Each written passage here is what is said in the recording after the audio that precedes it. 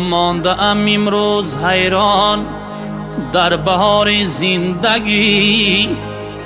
ای خدا بین ما بسویم رهنمای زندگی.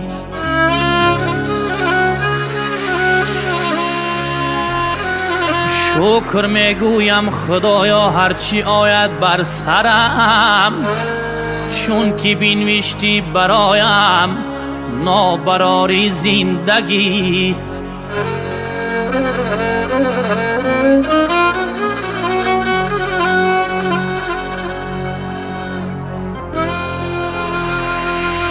ای فلک رفتاری کجداری به اهل معرفت، ای فلک رفتاری کجداری به اهل معرفت.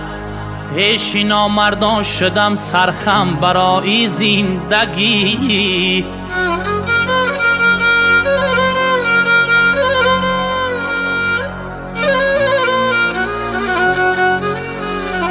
مال دنیا گرت داری دوستانت به شمار، می شود در نزد تو سرخم برای زندگی.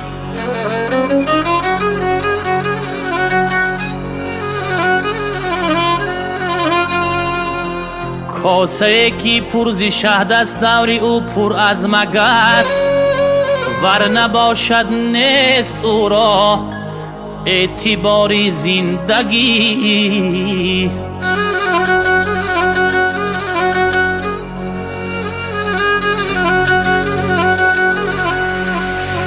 به عمل می بینم امروز اهل علم و معرفت، قاضی و مفتی و شیخ در جمع مالی زندگی.